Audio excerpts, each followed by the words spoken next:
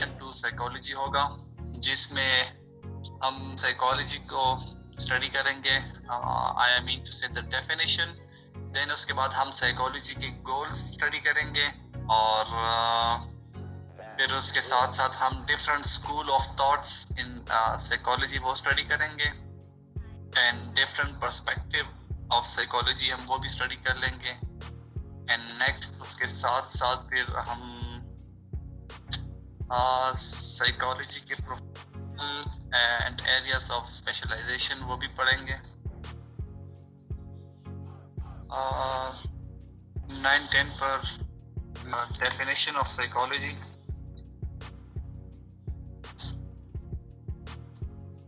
And then उसके बाद हम पढ़ेंगे goals of psychology.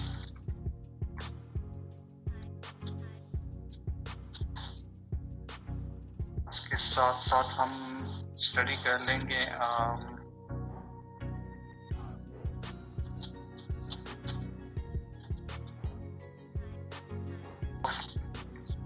Thoughts psychology, and उसके बाद फिर हम स्टडी कर लेंगे areas of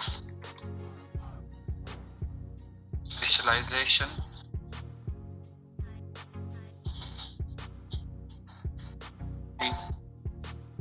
and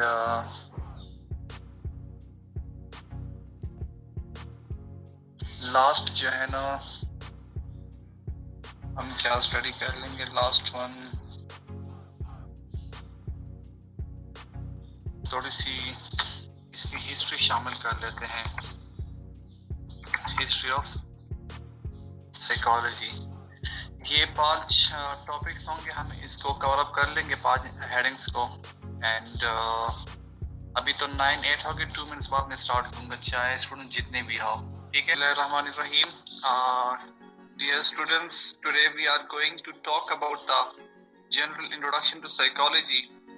And you people have talked about the psychology yesterday in general terms. What is psychology, and how the psychology evolved as a separate entity or a separate discipline.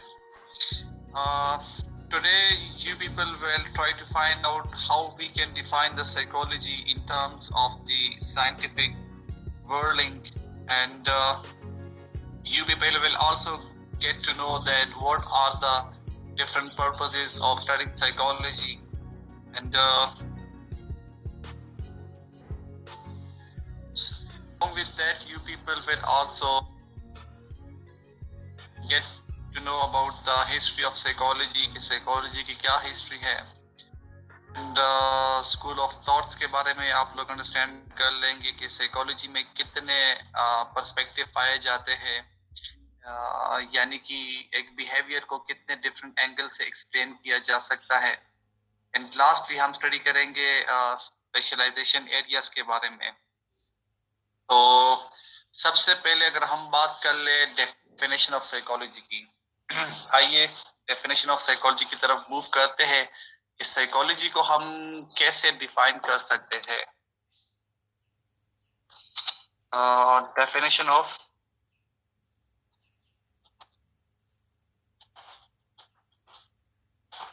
Psychology, got it. अच्छा, ये psychology को हम कैसे define कर सकते हैं? आप लोग में से कोई 1-2 स्टूडेंट्स, इससे ज्यादा नहीं, जनरली बता दे साइकोलॉजी को हम कैसे साइकोलॉजी को हम ऐसे डिफाइन कर सकते हैं कि the scientific study of the mental process and behaviour, यानी कि अगर हम साइंटिफिक पॉइंट ऑफ व्यू से किसी इंसान या एनिमल्स के हम माइंड को और उसके बिहेवियर को स्टडी करते हैं तो हम उसको साइकोलॉजी कहते हैं। आप लोग अपने साथ नोट डाउन कर सकते हैं the scientific study of human behavior and mental processes is called psychology. आप लोग को सामने स्क्रीन नजर आ रहे हैं, राइट? ह्यूमन बिहेवियर है, एंड मेंटल प्रोसेस है सेकंड पॉइंट, ठीक है। अब ये ह्यूमन बिहेवियर को हम कैसे डिफाइन कर सकते हैं कि ह्यूमन बिहेवियर होता क्या है और ये मेंटल प्रोसेसेस क्या क्या हो सकते हैं। सबसे पहले आते हैं बिहेवियर की तरफ। एक बिहेवियर होता क्या है। बिहेवियर को हम ऐसे डिफाइन कर सकते हैं कि एनी एक्शन और anything that we do that is called human behaviour. Clear? Any action that we do is called behavior। अब हमारे पास मजीद इसमें दो किस्म आ जाती है बिहेवियर के। एक आ जाता है इसमें overt behaviour and second one आ जाता है कोवर्ट बिहेवियर। क्लियर? अब ये ओवर्ट बिहेवियर क्या होता है और कोवर्ट बिहेवियर क्या होता है, आप लोग को इन टर्म्स सॉरी पर बिहेवियर हमारे पास दो किस्म के आ जाते हैं। जैसे कि मैंने आपको बता दिया कि हर एक्शन, हर अमल जो हम परफॉर्म करते हैं हम उसको अमल यानी हम उसको बिहेवियर कहते हैं, ठीक है। अब बिहेवियर हमारे पास दो किस्म के आ जाते हैं। एक हमारे पास ओवर्ट बिहेवियर होता है और दूसरा हमारे पास कोवर्ट बिहेवियर होता है। अब ये कोवर्ट बिहेवियर जो होते हैं ये हिडन बिहेवियर होते हैं, यानी कि इसमें हमारे पास हमारे माइंड के जो एक्टिविटीज होते हैं जैसे कि थिंकिंग, जैसे कि जो कुछ हम सोचते हैं, जो हम फील करते हैं और जो हम रिमेम्बर रखते हैं यानी कि जो हम मेमोराइज करते हैं, वो सब कुछ कोवर्ट बिहेवियर में आ जाते हैं। अब इसके बाद ये जो दूसरा है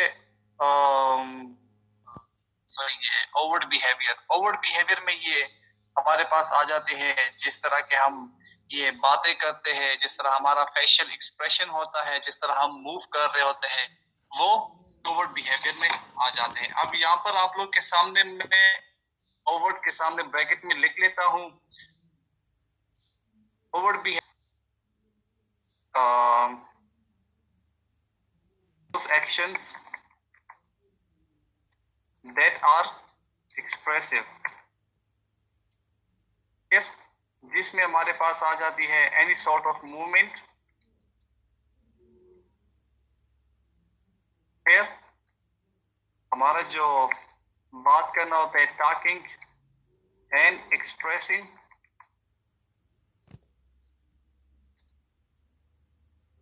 our facial gestures, या फिर हम कुछ भी कह सकते हैं, हम कह सकते हैं कि फेशियल एक्सप्रेशन इसमें आ जाती है। यानी कि जब हम गुस्सा होते तो हमारा मुंह एक किस्म का बन जाता है चेहरा, और जब हम हंस रहे होते तो हमारा चेहरा दूसरी किस्म का बन जाता है। क्लियर? अब यहाँ पर दूसरी चीज जो डेफिनेशन में है मेंटल प्रोसेसेस, ये मेंटल प्रोसेस से क्या मतलब है। अब मेंटल प्रोसेस को हम कैसे डिफाइन कर सकते हैं। The term mental process actually refers to all the internal, or we can say the hidden activity of our minds that also include the thinking, feeling and remembering। जिस तरह मैंने आप लोगों को कोवर्ट के बारे में बता दिया कि कोवर्ट बिहेवियर कौन से बिहेवियर होते हैं, यहाँ पर आप लोग सामने देख सकते हैं कि ओवर्ट बिहेवियर्स में हमारे पास एनी सॉर्ट ऑफ मूवमेंट आ जाती है, टॉकिंग बात करना आ जाता है और फेशियल एक्सप्रेशन आ जाते हैं। लेकिन यहाँ पर मेंटल प्रोसेस में हमें क्या केस में इंक्लूडेड है।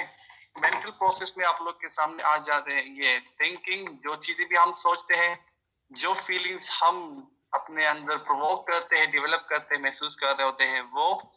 इसके अलावा जो चीजें हम रिमेम्बर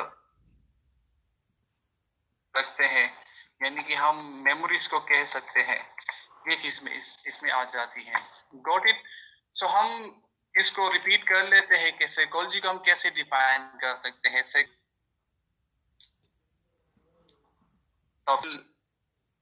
प्रोसेस की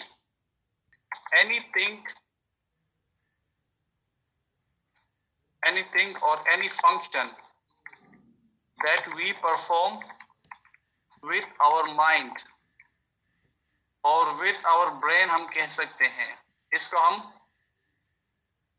माइंड, ब्रेन और mind. That is called mental process. यानी कि हम अपने दिमाग के थ्रू जो भी फंक्शन परफॉर्म करते हैं हम उसको मेंटल प्रोसेस कहते हैं, जहनी अमल कहते हैं। अब इसकी मिसाल मैं आपको दे सकता हूं कि जो चीज आप लोग स्टडी कर रहे होते हैं, जो चीज आप लोग मेमोराइज कर रहे होते हैं, और जो चीज आप लोग यह है कि परसीव कर रहे होते हैं, वो सारे क्या होते हैं? वो सारे आप लोग के मेंटल प्रोसेस ही होते हैं। Got it? अच्छा, अब नेक्स्ट आते हैं एग्जांपल्स ऑफ कोवर्ट बिहेवियर की। तो कोवर्ट बिहेवियर में स्टूडेंट को अलाउ करें ना सर। सॉरी सर, स्टूडेंट को अलाउ करें ना सर, बार बार तंग कर रहे हैं। अच्छा, कोवर्ट बिहेवियर की एग्जांपल की अगर हम बात कर ले तो इसमें हमारे पास यही चीजें आ जाती है जिस तरह के इसमें है रिमेम्बरिंग, थिंकिंग, इसके साथ साथ आप लोग रीजनिंग भी ले सकते हैं, क्रिएटिंग भी और ड्रीमिंग भी। ये सारी चीजें कोवर्ट बिहेवियर में आ जाती हैं। क्लियर? Yes sir. जिस तरह हम रोजमर्रा की लाइफ में ये बातें कर रहे होते हैं, हम क्रिकेट खेल रहे होते हैं, हम राइटिंग कर रहे होते हैं, हम स्टडी कर रहे होते हैं, हम यूनिवर्सिटी जा रहे होते हैं, हम चीजें बल्ले के कर रहे होते हैं, हम पानी पी रहे होते हैं, ये सारे जो है ना हमारे जाहिरी अमाल है, इसको हम ओवर बिहेवियर कहते हैं। इसके बरअक्स में जो चीज हम प्लान कर रहे होते हैं अपने माइंड में, जो चीज आप कर रहे होते हैं, और जो चीज हम अपने माइंड में किस उसको प्लान कर रहे थे, एनालाइज कर रहे थे, वो चीजें तो दूसरों को यानी कि दुनिया वालों को नजर नहीं आ रही होती ना, इसलिए हम उसको कोवर्ट बिहेवियर कह सकते हैं। क्लियर? Yes sir. जिसने क्वेश्चन किया था एग्जांपल्स के लिए, yes. हम यहाँ पर सिंपली ये भी कह सकते हैं कि कोवर्ट बिहेवियर में हमारे पास ये मेंटल प्रोसेसेस इंक्लूड है। अच्छा, अभी नेक्स्ट मूव करते हैं गोल्स ऑफ साइकोलॉजी की तरफ। साइकोलॉजी